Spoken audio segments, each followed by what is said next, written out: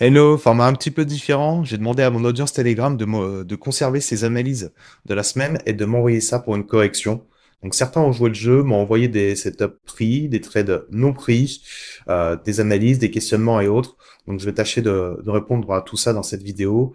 Et je pense que parce que j'ai une question qui répond aussi à une erreur que j'ai faite cette semaine, en tout cas vendredi. Donc je vais revenir dessus aussi. Je vous préviens, il y aura pas de cut, il y aura pas de montage, rien du tout. Cette vidéo, elle sera raw. J'ai pas envie de me prendre la tête à faire du montage. Donc on attaque. Alors, ce premier trade là, ok, donc une vente ici. D'accord. Ce qu'il faut comprendre, c'est que la structure, donc là, tu vois, hop, je vais me passer en noir. Voilà.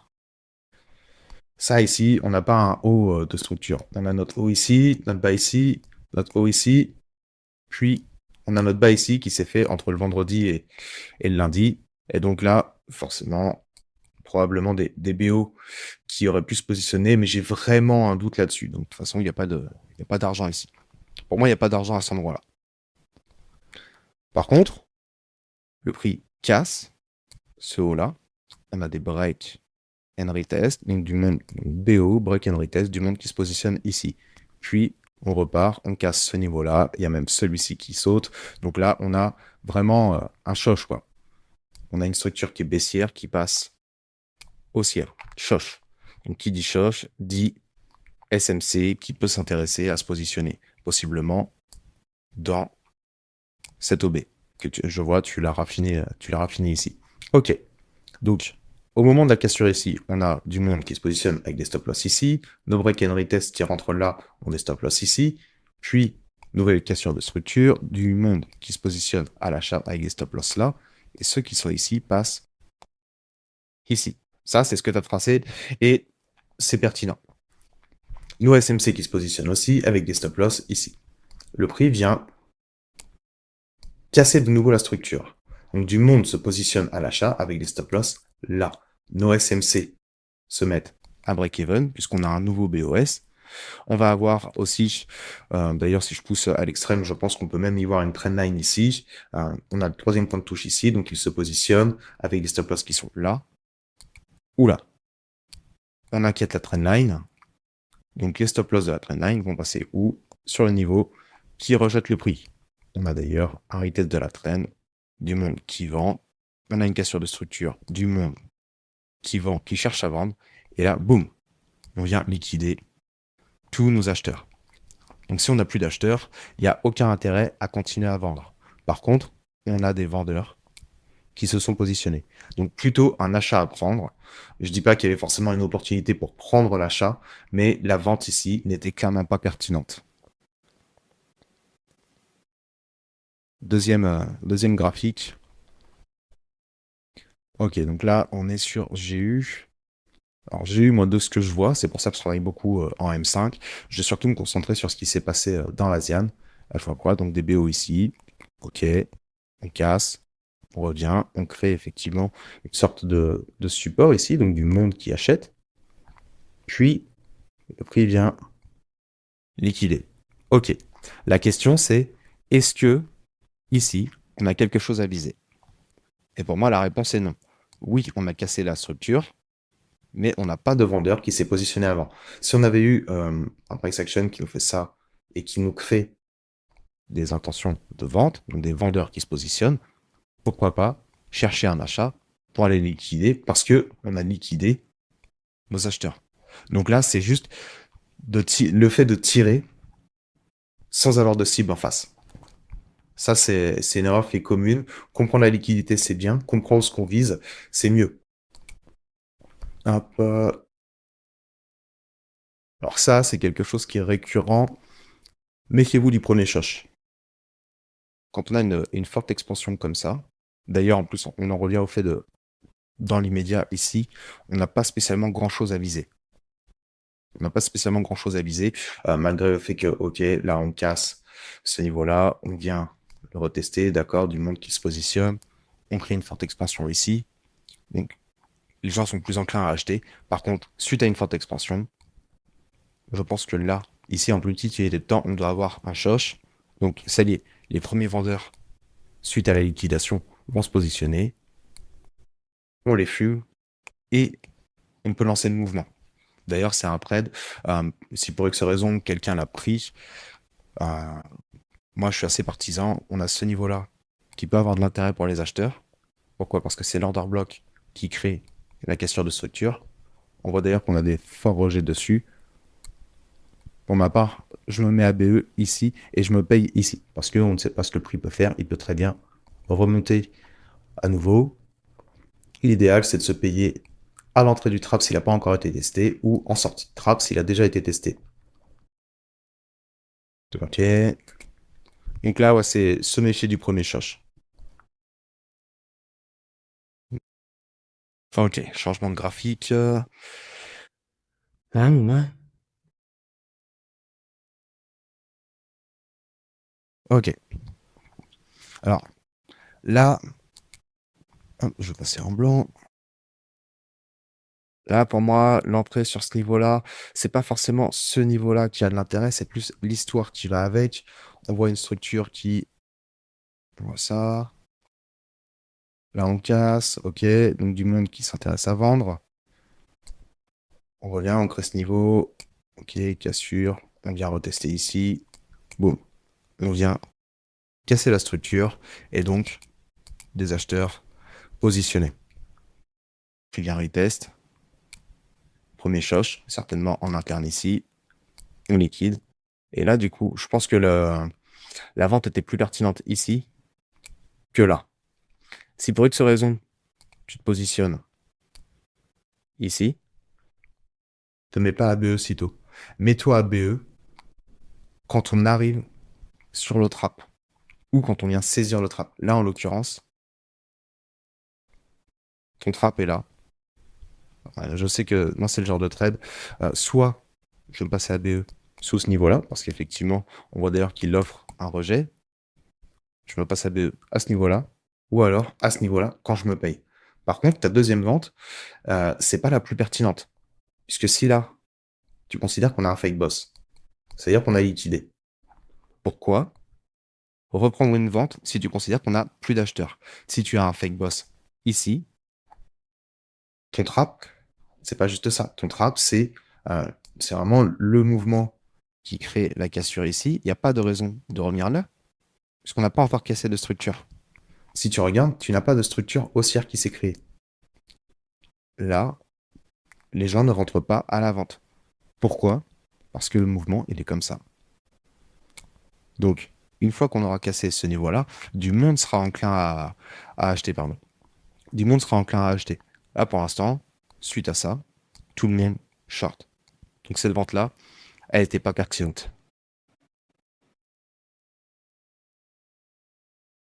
Suivant, le gold. Alors, qu'est-ce qu'on a sur le gold? Ok. Bon, on est que sur du M1. Tu me diras, le gold, il faut être assez proche du prix. Moi, de ce que je peux voir, on a ça ici. Tac. On vient réagir là-dedans. Le prix, là, effectivement, nous crée la liquidité ici. Tu considères un fake boss là. Ok. Ok. Donc, si on a un fake boss ici, possiblement trap en haut. Enfin, ok. Pour moi, ce premier trade là, il est, euh, il est un petit peu précipité. On vient liquider,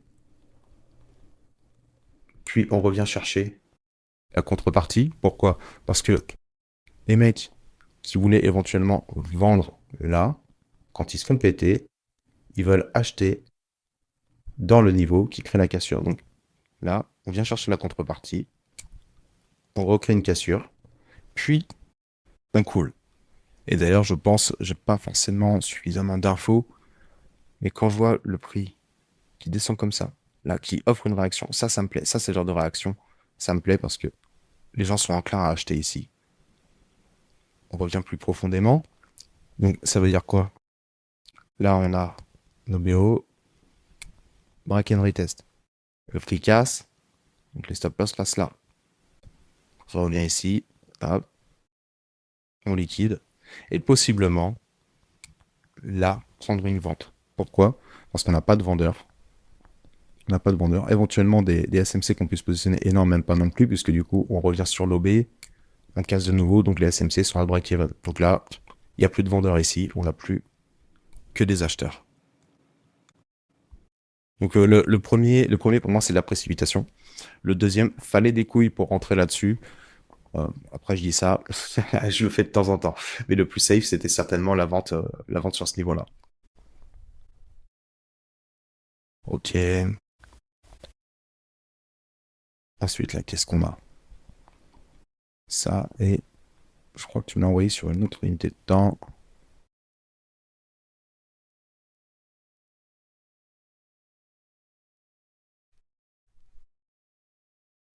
Payer la fibre qui disait. Ok. Là, d'accord, tu considères un Airboss. Je t'avoue que j'utilise pas spécialement les Airboss. Moi, ce que je vais vraiment regarder, c'est la liquidité, la contrepartie. Là, je te fais confiance pour ce fake boss. Et si on prend ce fake boss, on a quoi? Ça. Donc, plus d'acheteurs. Et le prix revient dans quoi? Dans ce niveau, ici. Donc des vendeurs qui se positionnent. C'est, si tu considères ça, ça devient finalement le premier choc d'ailleurs. Le prix vient nous créer tout un support, ici. Et on vient, boum, liquider. Donc on est venu chercher des vendeurs ici. On a liquidé les acheteurs qui pouvaient éventuellement se positionner. Puis, à mes yeux, c'est plus là où il aurait fallu tirer pour acheter. Là, tu t'es placé dans la liquidité. Après, c'est pas forcément une erreur parce que le prix n'est pas obligé, tu vois, quand il fait ça ici, ça peut suffire. Mais avoir son stop loss là, pour moi, c'est un côté gambling. Voilà, tu mets POI M1, ok, tu définis cette mèche en soi, elle manipule rien. Euh, Si tu rentres là-dessus, c'est un stop loss ici. Et si tu avais mis ton stop ici, bah tu vois, tu te serais pas fait sortir. Je pense que là, il y a un côté un petit peu agressif, ça peut fonctionner, mais c'est pas le plus safe. De toute façon, ça a fini en BE si je dis pas de bêtises. Ouais, c'est ça. À 3R, tu te mets à BE, ok. Donc là, t'as fait BE.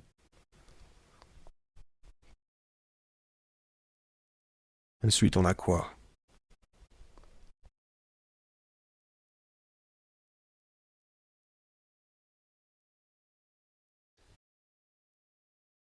Ok. Donc là, ah oui, c'est des trades que t'as pas pris. Des trades que t'as pas pris. Ok.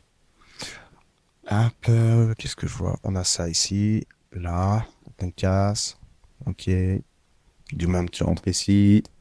On a éventuellement des SMC qui se positionnent dans cet order block là. Donc les stop loss là aussi. Puis vient nous créer ça. Hop. On repasse haussier. Donc là, tes equal. Ok. On a cassé la structure, je confirme. Là, ici, on a créé toute une sorte de niveau de résistance. Puis, spill. On liquide. On revient chercher de la contrepartie ici. Et d'ailleurs, ce qui est intéressant, est-ce que je peux zoomer? Je ne crois pas. Donc, on va regarder. Ici, ça peut être assez serré, mais cassure ici, stop loss ici. Donc, c'est-à-dire que on vient faire rentrer les premiers vendeurs. On arrive sur ce niveau qui a créé la cassure de structure. Et on liquide les premiers vendeurs. Tu rentres là-dessus. Ouais, ok. Ok, ok. Du coup, ouais, le premier trade, je suis pas hyper fan parce que ça me paraît. C'est assez tricky.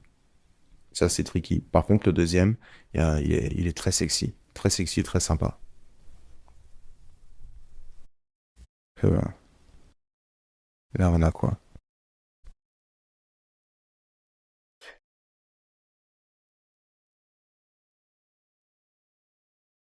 Ok. Alors, je vais revenir là-dessus après parce que justement, ça, c'est l'erreur que j'ai faite. Et là,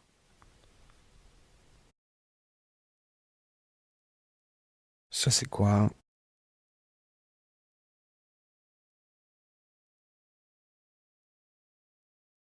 Ok. Ok, là, t'as de la suranalyse. T'as de la suranalyse, t'as de la surcharge.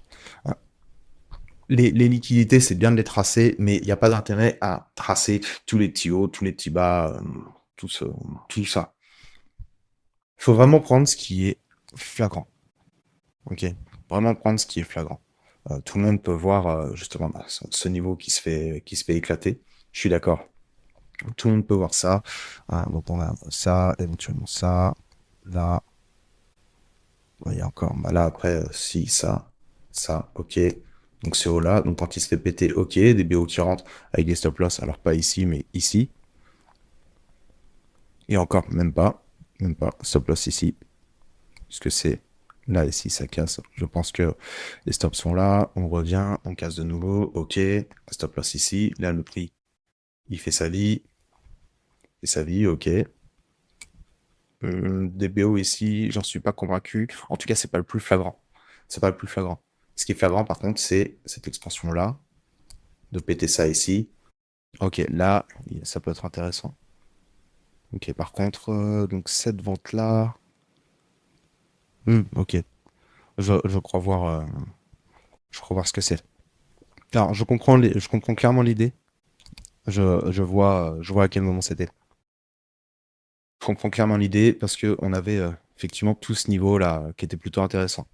Le seul souci, c'est que comme je viens de te le décrire, on n'a pas un price action qui induit réellement les acheteurs. Oui, on a un prix qui monte, mais on leur offre pas de structure pour qu'ils se positionnent réellement.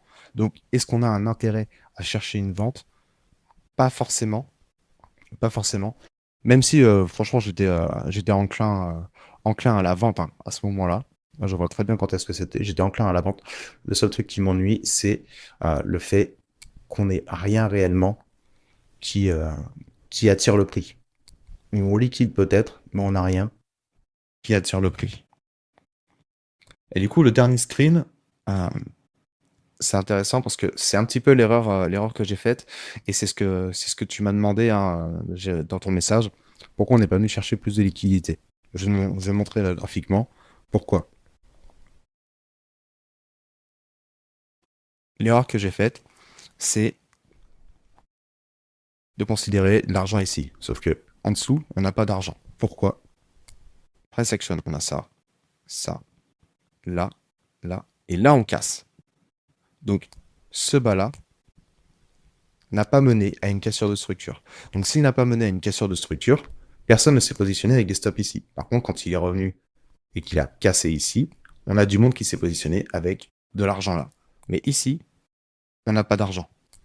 Et c'est là où on voit ensuite le prix du coup qui vient liquider. Donc, il y en a quelques vendeurs qui sont positionnés. Mais là où ça devenait intéressant, c'est quand le prix est revenu dans ces niveaux. Curieusement, c'est quoi? C'est l'OB qui crée la cassure. On a un fort rejet. Ça pousse fort vers le bas. Ça casse des structures, du monde qui se positionne à la vente. Là, hop, on revient, on casse de nouveau une structure en interne, on vient mitigate ici. Et dites-vous bien que ceux qui se positionnent à la vente ici, où est-ce qu'ils se payent? Ils se payent à la structure. Donc, ils ne se paieront jamais. Le prix revient ici, là, nous fait une sorte d'order block. Là, casse des structures. Peut-être du monde qui a acheté dans ces niveaux ici.